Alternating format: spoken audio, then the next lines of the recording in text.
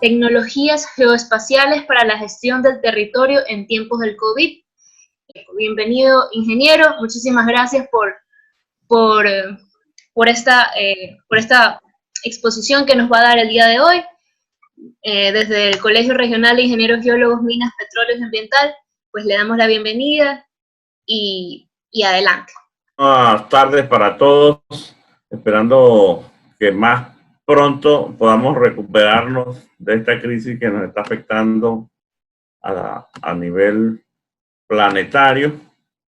Y bueno, con la participación de todos nosotros, obviamente vamos a lograr superar esta situación. Hoy le vamos a hablar entonces un poco sobre las tecnologías geoespaciales para la gestión del territorio en tiempos del COVID-19 a través de investigaciones y trabajos que hemos venido desarrollando un grupo de docentes de la Universidad Técnica de Manabí. Creemos importante nosotros difundir este tipo de temas porque argumentando un eslogan que viene impulsando la CNSI que dice que la academia crea ciencias y las ciencias salva vidas, y pensamos nosotros que como docentes universitarios tenemos que generar un impacto en el manejo de la información.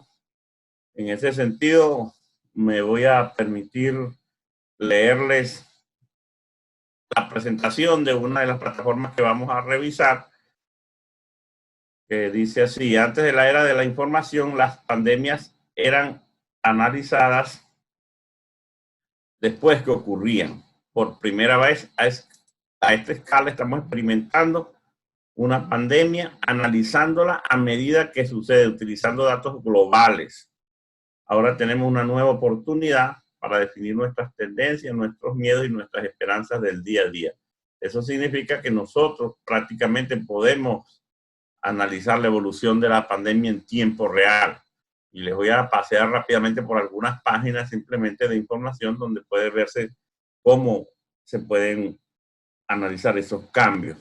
Entonces, en primer lugar, pues comienzo mostrándoles los datos que están disponibles en la página de ArcGIS Hub, que es una herramienta que rápidamente nos permite a nosotros ubicarnos espacialmente, y a través de esos pequeños símbolos que aparecen sobre el mapa a nivel mundial, nosotros simplemente, si le damos, por ejemplo, un clic sobre Ecuador, podemos darnos cuenta de las cifras que se están manejando a nivel de Ecuador. Y bueno, esta información es procesada a través de instituciones oficiales, en este caso el ArcGIS Hub utiliza como fuente de información la base de datos que se maneja a través del Hospital Johns Hopkins, que es a nivel mundial la referencia que actualmente tenemos. Entonces, es muy fácil ver ese tipo de datos geoespaciales. Por ejemplo, el número de casos, cómo evolucionaron, cuántos porcentajes de casos se están viendo, los incrementos, ese tipo de cosas a nivel espacial que se sirve para que tomen decisiones. Entonces, a nivel global podemos nosotros ver cuál es la situación, y posiblemente ArcGIS Hub es en este momento la herramienta más efectiva en la gestión, ordenamiento de información pública, en este caso focalizada por la temática del COVID. Tiene la ventaja esta herramienta de ArcGIS Hub de ser una herramienta que funciona en la plataforma, en la nube. Es una plataforma en la nube, de tal forma que no requiere tantísimas exigencias computacionales y acepta la colaboración y participación de las distintas comunidades. Entonces, de tal forma que cualquier persona, cualquier grupo de investigadores que genere un dato, lo puede poner a la disposición del público para la toma de decisiones. Si nosotros consideramos que las tecnologías, en este caso, las tecnologías de la información geoespacial deben cumplir para el análisis de la información respecto al COVID, por ejemplo, determinar a partir de identificar la posición del paciente cero, qué ha pasado, por ejemplo, en Ecuador. Identifica el paciente cero, se ubica en un espacio y después cómo se distribuye la propagación del contagio. Entonces, todo eso se hace a través de modelos con herramientas geoespaciales y se pueden tomar decisiones de qué es lo que está pasando. Para eso, pues nosotros como país necesitamos una gran preparación como comunidad, como población, y también las instituciones tienen que estar abocadas al manejo de la información tecnológica, ¿no? Los dos primeros puntos que se ven ahí prácticamente se cumplen. Nosotros tenemos una organización de información base. La información está disponible, casi todo el mundo la maneja. Hay flujos de trabajos sistematizados que si se manejaran a través de una plataforma como un sistema de información geográfico integral, pudiera dar buenos resultados. Ahora, ¿cuál es la posición donde siento yo que debería mejorarse? En las sinergias interinstitucionales que incrementen las capacidades de interoperabilidad para los sistemas. Entonces, algunas veces se manejan datos, se procesan datos y se difunde mucha información que no es confirmada, que no es oficial. Entonces, ahí es donde están los problemas en el manejo de la información. Les decía que ArcGIS en este caso, a través de sus herramientas, se maneja dentro del Centro de Ciencia e Ingeniería del Sistema de la Universidad Johns Hopkins. Es una referencia como apoyo para el monitoreo de la pandemia, que cumple básicamente con 3 criterios para evaluar cualquier plataforma, ¿no? Geoespacial en este caso. Tiene una apropiada infraestructura de datos, que yo puedo navegar por esa infraestructura. Tiene unas herramientas con fundamento colaborativo que reciben información oficial confirmada de distintos organismos, y se maneja una cooperación interinstitucional y existe el conocimiento tecnológico multidisciplinario. Entonces, todos estos 3 principios se tienen que cumplir al momento de desarrollar cualquier tipo de plataforma. Entonces, aquí está, los que no la conozcan, yo me imagino que esta es una plataforma muy conocida, todos pudieran tener acceso a esta. Cuando nosotros ingresamos a esta base de datos, lo primero que nos llama la atención rápidamente son estos números que aparecen acá. Este es el número de casos confirmados a nivel mundial. Este es el número de funciones a nivel mundial. Y nosotros, bueno, podemos rápidamente, si hacemos un recorrido por esta página, en esta herramienta, aquí no lo estoy haciendo, sino que esta es una captura de pantalla, yo me puedo movilizar aquí y ver el país que a mí me interesa. Si me ubico en Ecuador, me van a salir los números de Ecuador y puedo hacer un análisis. Lo importante de esto es el nivel de actualización que tiene. Hace algunos minutos tomé esta captura del día de hoy, la información. Ya si la consulto más tarde o mañana, esta información puede estar variando, puede estar actualizándose. Ese es el principio, entonces, de una información de este tipo. Las herramientas geoespaciales permiten la actualización en tiempo prácticamente real de la información. Entonces, en casos como esto, como esta pandemia que es muy variable su distribución, un número que hoy se pueda manejar en un sitio, ya mañana no es, mañana puede cambiar. Y lo otro que se ve muy bien en esta imagen es la distribución espacial, cómo se distribuye espacialmente en el territorio. Entonces yo aquí, sin hacer un análisis de mayor profundidad, puedo rápidamente ver que hay zonas a nivel global que fueron más afectadas que otras. Entonces yo puedo decir, por ejemplo, esta parte de aquí de Europa es totalmente diferente a la parte oriental de ese mismo continente. África tiene una distribución totalmente diferente a lo que está sucediendo, por ejemplo, en Sudamérica, ese tipo de cosas. Entonces ya ahí se van tomando gestiones, se van tomando decisiones a nivel territorial, qué es lo que está pasando en un país, qué es lo que está pasando en otro país. Más adelante vamos a ver un ejemplo más concreto acá, ¿no? Entonces, existe esta base de datos, como yo les decía, que maneja Esri en este momento, que la pone a disposición de todo el público, una opción que se llama Esri Map. que maneja información para el desarrollo de políticas públicas, y de una vez, una de las primeras informaciones que se encuentra es la información relacionada con el COVID-19. Entonces, esa información del COVID, si yo hago un poquito de acceso, voy encontrando cantidad de mapas en estos, y les voy a mostrar 2 o 3 ejemplos de la información que se encuentra allí.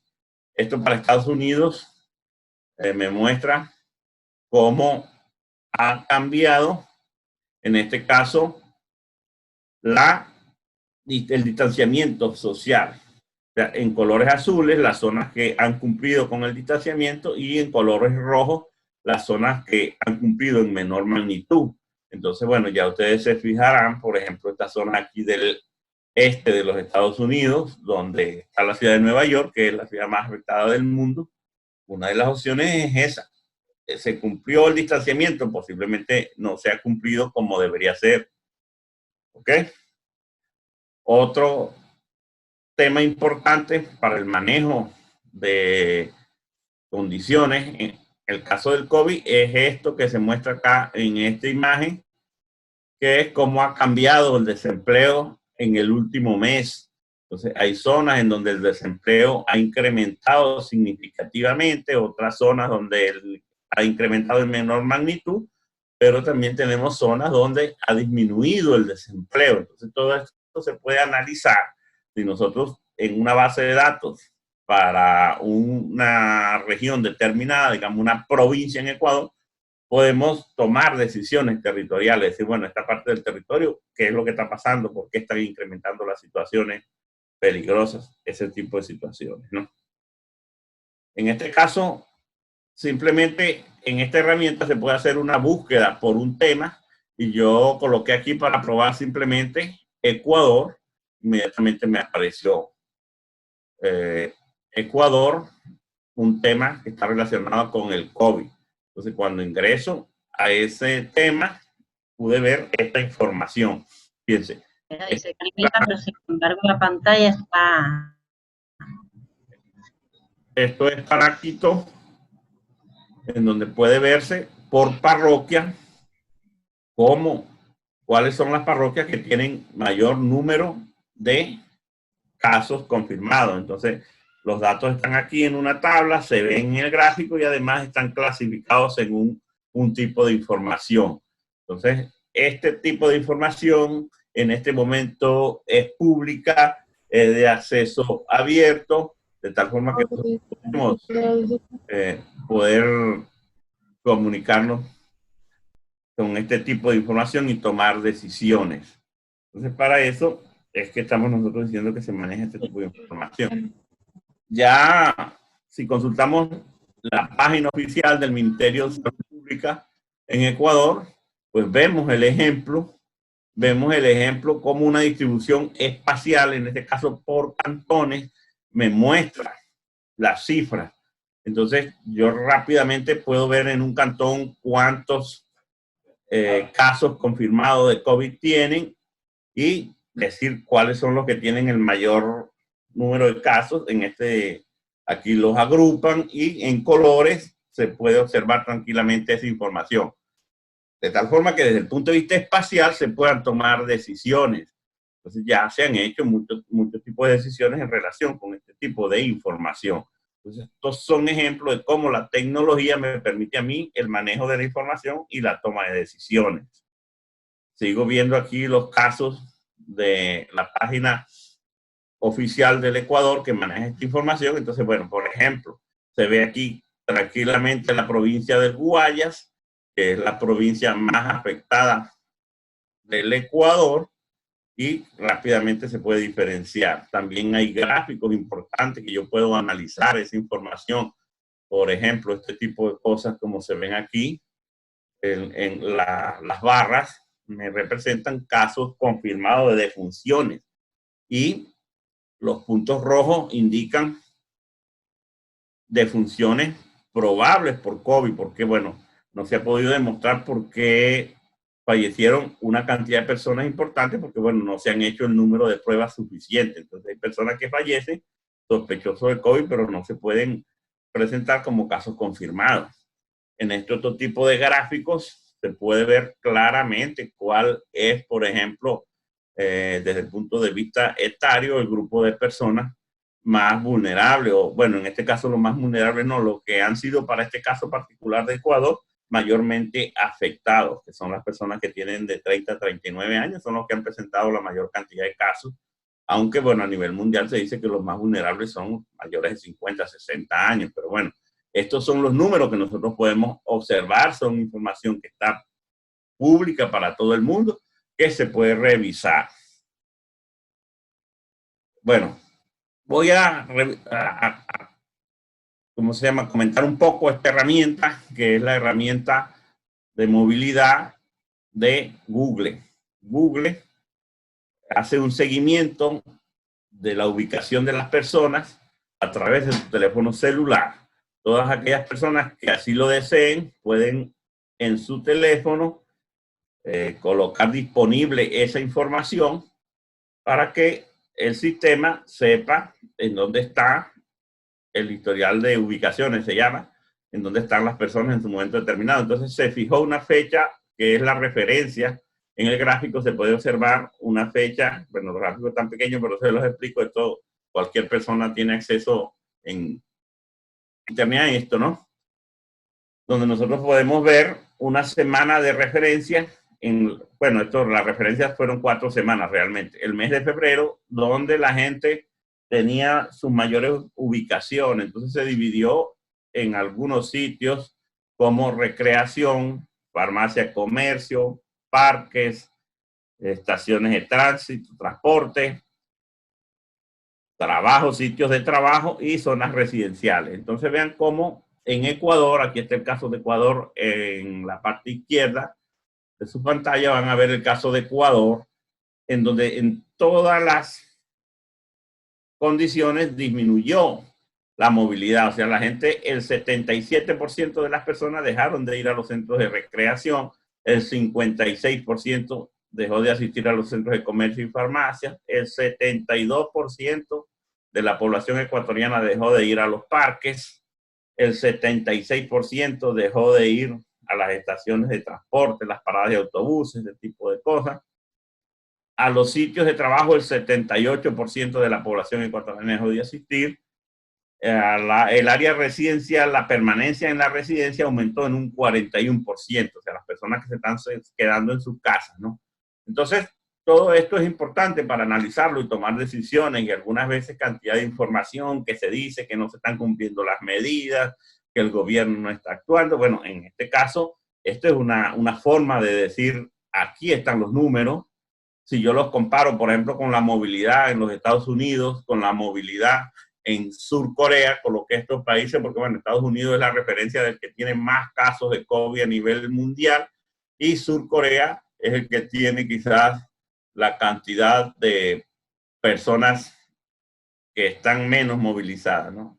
Entonces, aquí están los números que si podemos comparar tranquilamente.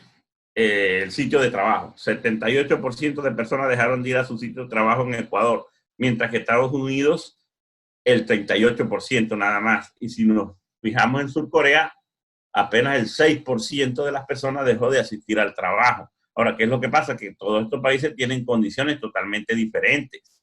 En Corea podemos decir que un altísimo porcentaje de la población, por no decir 100% de la población, tienen realizadas las pruebas para ver si están infectados o no. Entonces, si se le hace la prueba a un altísimo porcentaje de población, se puede tomar decisiones, es decir, que la gente salga a hacer sus actividades porque no hay riesgo de que contaminen a otras personas. Entonces, este tipo de herramientas que son de acceso gratuito, que son de acceso público, son muy útiles para la toma de decisiones. Luego hay herramientas un poquito más técnicas, como esta otra herramienta que les voy a mostrar aquí, que es el sensor de medición de la atmósfera, componentes atmosféricos de la Agencia Espacial Europea. A través de ese sensor se puede medir las concentraciones de contaminantes atmosféricos. Entonces, el dióxido de nitrógeno, también de carbono, el ozono, el monóxido, son cosas que se están midiendo continuamente y tenemos acceso a esos datos.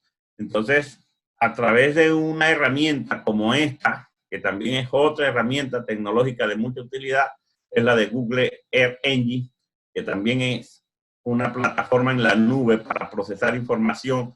Miles de datos de megabytes se pueden procesar rápidamente sin necesidad nosotros de tener poderosas computadoras, porque estos procesamientos se hacen en la nube y básicamente nosotros podemos descargar los datos. Entonces, por ejemplo, lo que les estoy mostrando aquí es una imagen que se ha hecho viral en el mundo diciendo que el dióxido de nitrógeno ha disminuido en muchas ciudades, como puede verse entonces, a través de un pequeño código de programación, cualquier persona tiene acceso a estos datos a través de esta plataforma Google Earth Engine y les muestra la información.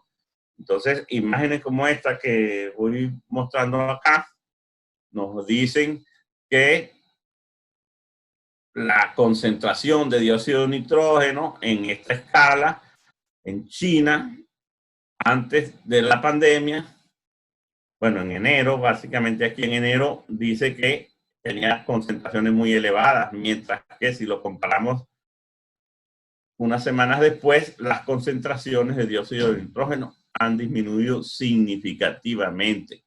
Entonces, eso es una de las cosas positivas de la pandemia, que también tiene cosas positivas como esta, en donde está contribuyendo al mejoramiento de la calidad del aire que respiran todas las personas en el mundo. Entonces nosotros hemos hecho un pequeño análisis de esa situación en Ecuador y por supuesto encontramos esas mismas relaciones.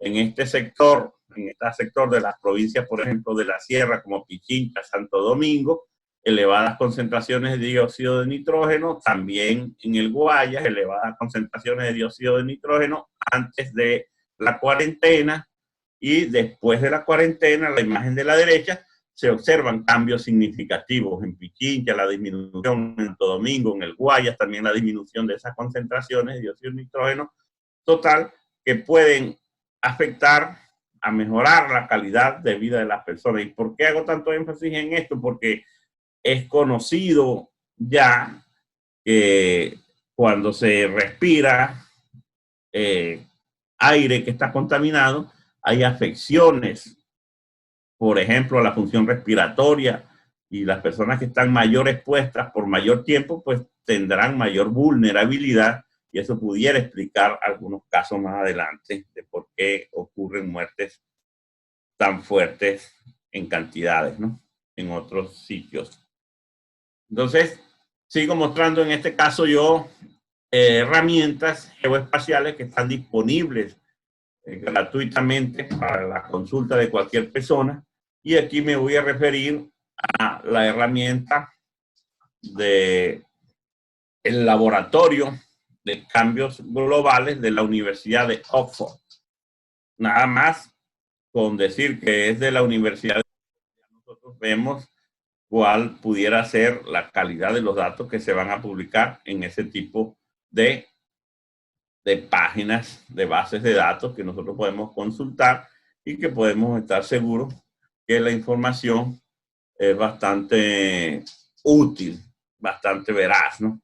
Entonces, si ustedes, les voy a colocar un video, una pequeña animación de esta página que se puede consultar y buscar muchísima información, pero en este caso lo que vamos a revisar es la relación que existe entre el total de casos confirmados por COVID y la de defunciones por per cápita, porque decimos, bueno, en Ecuador parece que la relación es alta. Entonces voy a mostrar aquí, vean la animación, ahí se está presentando el tiempo. Aquí abajo en la barra inferior va marcando el tiempo que va pasando en días, y ahí va apareciendo, ahí aparece Ecuador, va aumentando el número de casos per cápita, y llegando hasta la fecha de hoy, el 29 de abril, Ecuador se ubica en el top número 1 de Sudamérica. O sea, hasta el día de hoy, según esta base de datos, Ecuador está por arriba de Perú, que le sigue muy de cerca, está por arriba de Brasil, está por arriba de Chile, en casos de muertes por cada millón de habitantes. Entonces, este tema nos pudiera llamar la atención desde el punto de vista espacial, qué es lo que está pasando, por qué, y nosotros podemos ir tomando decisiones respecto a ese tipo de casos que pueden estar afectando la calidad de vida de las personas, ¿no?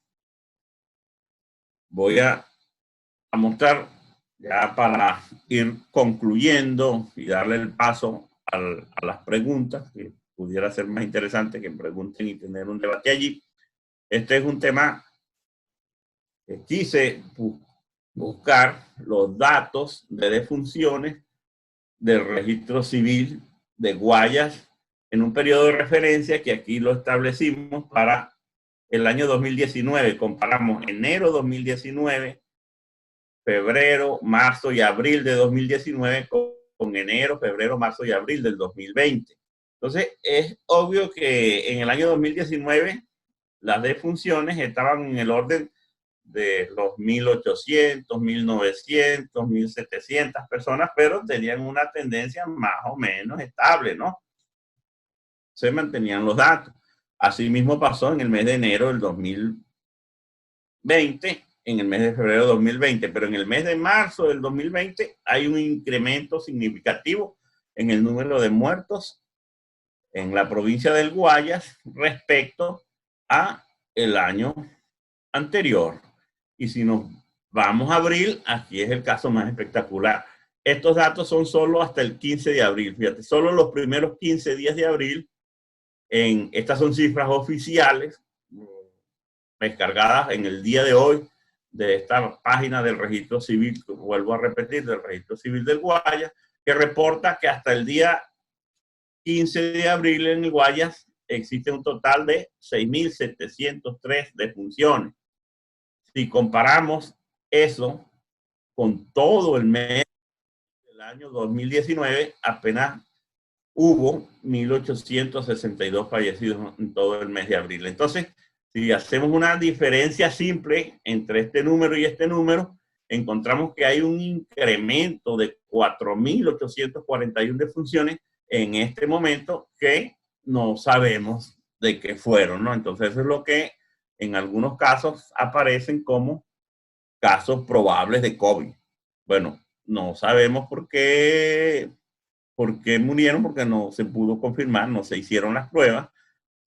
Sin embargo, las cifras comparativamente pudiéramos decir que aquí hay un evento drástico que introdujo el cambio, y el evento drástico que introdujo el cambio, pues para nosotros es conocido a nivel mundial, pues esto no es una, digamos, exclusividad de Ecuador. Esto ha pasado en muchísimos países, en ciudades grandes del mundo. Yo digo siempre comparando, por ejemplo, Nueva York, que es un emporio a nivel mundial desde el punto de vista económico, desde el punto de vista tecnológico, y es una de las ciudades que más casos tiene. Entonces, digamos que no es una cuestión exclusiva del país. Sin embargo, aquí estamos mostrando las cifras que corresponden a Ecuador. Entonces, bueno, con esto yo termino lo que tenía planificado para conversar.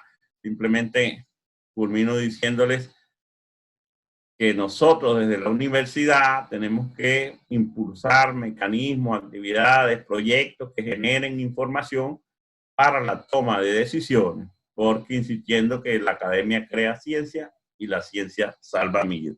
Muchas gracias por su atención.